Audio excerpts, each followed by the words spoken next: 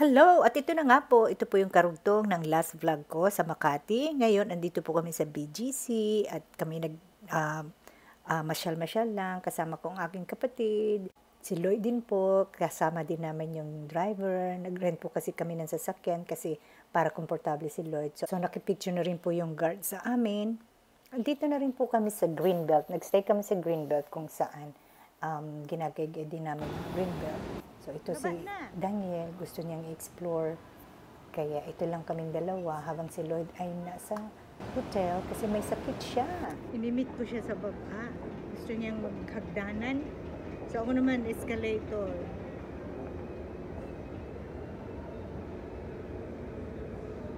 Ayan na siya. Gusto lang niya mag-explore and at the same time, paka-adventurous nitong si Daniel. Di na. Wala na tayong oras. So, that time na nasa Manila kami, palaging umuulan. So, nagstay kami sa hotel. So, ito yung ginagawa niya. Ginugupit-gupit niya ang mga kahon ng sipilyo para gawin niyang eroplano. Siyempre, hindi siya papayag pag hindi siya nakapag-swim sa swimming pool ng hotel na ito. Kaya andyan habang kami naman ni Lloyd ay nanonood lang. Si Lloyd that time may sakit na at ako naman nagsisimula na rin yung aking sakit.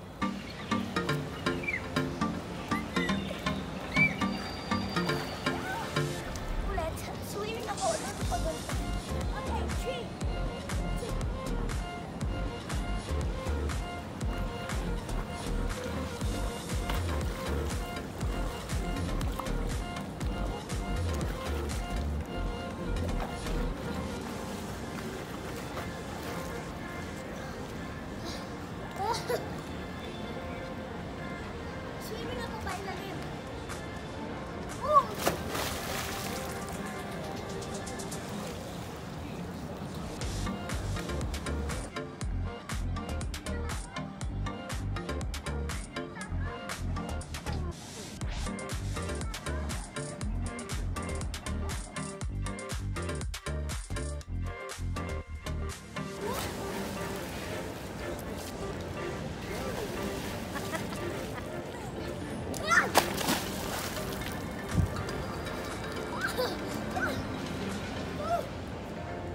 Mas maganda cellphone. Eto, 7S. Pauwi na kami. Papunta na kami ng charger. Hindi na sa AIM. Ayoko na sa AIM.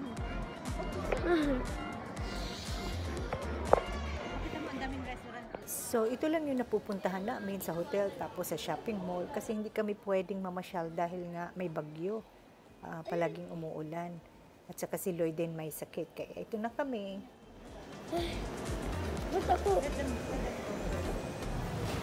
So, after namin pumunta ng Bicol, balik kami sa Manila at nagstay nga kami sa Ascot. So, dito na kami hanggang pabalik na kami sa Australia. So, dito kami nagstay. So, usual, ito rin, nag-i-enjoy halos everyday na sa swimming pool si Daniel. Kami naman, ini-enjoy lang namin. Ito yung building, Twin Tower siya. Dito kami banda. Diyan. Pero sa likod, nakaharap sa Glorieta Park. So, ayun yung restaurant. Ayun siya.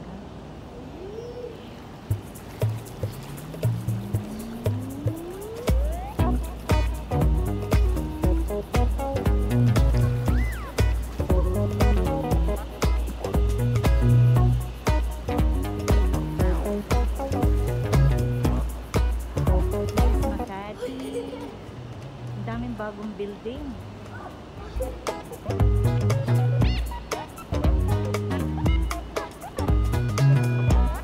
Ayokong mag-swim. Daming abala, di ba? Magbata pa siguro.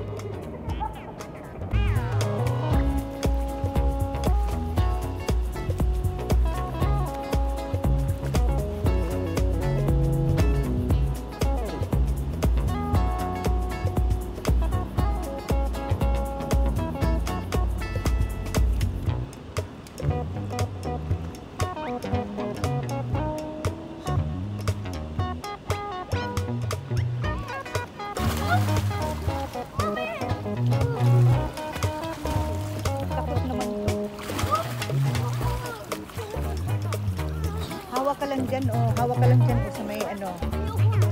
Andito kami ngayon. May babaeng luka-luka dito. Madaldal. Siyempre.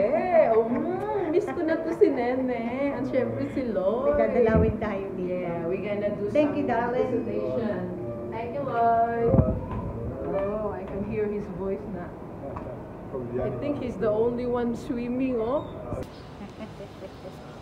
Yay! One of the happy place here in Makati or in the Philippines. Ascot, you should come here.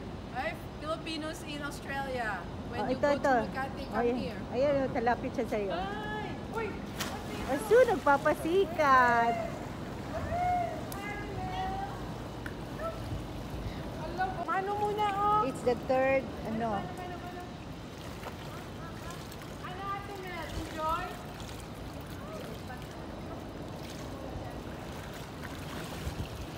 Nag-enjoy yung kapatid ko sa jacuzzi. Kaya ko na to. Oy, very good. Kaya mo na?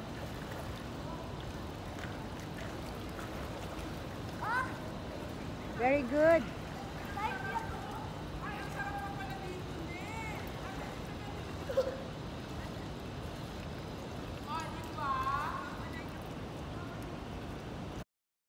Siyempre, hindi mawawala ang picture taking, di ba? Memories. It's a good time din sa kapatid ko, sister ko, na magpahinga kasi grabe yung trabaho niya. Same time, itong si Daniel, ayun, iPad, palagi. So, yes, palagi kaming nasa area ng swimming pool. Every day, nagsiswimming si Daniel. So, kami naman, syempre, binabantayan namin. So, ito lang kami ni Lloyd, bantay-bantay. Sige, mag-room tour tayo para makita nyo naman. So, pagpasok mo sa kwartong ito yung bubungan. Ang laki niya, oh. Bandang kaliwa is yung kitchen. Ito yung kitchen. Malaki man, pero okay man siya. Yung stove, actually it's conduction. And may microwave. May libre na silang mineral water. Ito yung refrigerator. Ayan. Tapos ito, andito ang washing machine. Ay, may nilaban pala ako dyan. At saka, dryer na rin siya. So, dapat hiwalay yung dryer. Mas gusto ko yung hiwalay ang dryer. Meron na rin silang provided ng laundry detergent. Ayun. Ito yung kitchen, dining table. Yan, ang ginagawa namin, kasi yung breakfast is free man siya. So, ang ginagawa namin, bumibili na lang kami sa mga fast food ng mga mumurahing pagkain. So, makikita natin dito, ito ang bungad niya. Yan, Glorieta 5. So, yan, may mga sasakyan sa baba. Nasa 8th floor kami.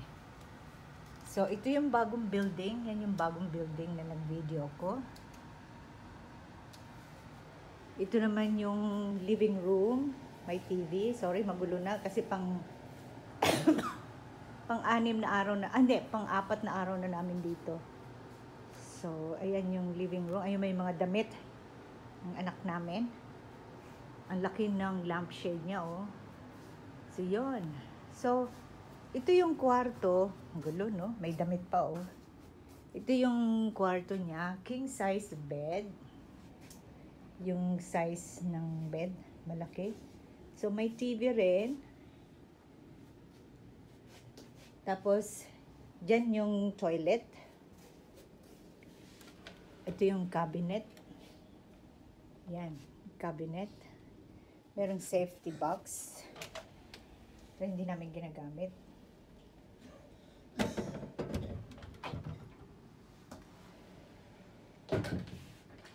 Tapos, ang dami niyang mga PowerPoint.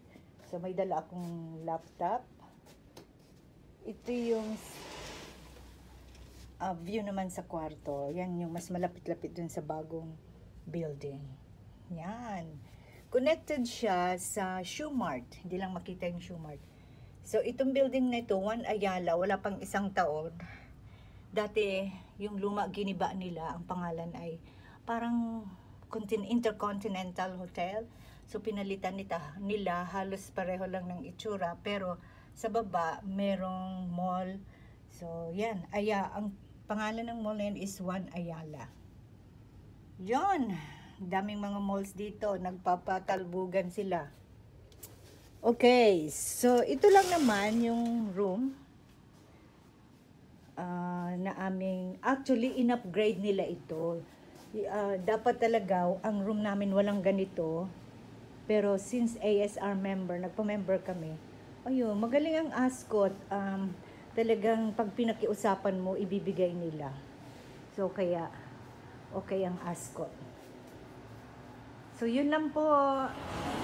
So, ito, may araw din na pumunta kami sa time zone para maglaro si Daniel. So, buti naman at may nakuha siya dito. Nag-enjoy din naman kami. Go, ate. Go! Wala ka na shoot. Go! Galing niya, ate. Ay! Galing niya, ate. Uy, sinulong mo. Okay lang yan. Okay lang. Oo, tapos na po. Okay lang. Thank you. Salamat po sa pagpanood at God bless you sa susunod ulit.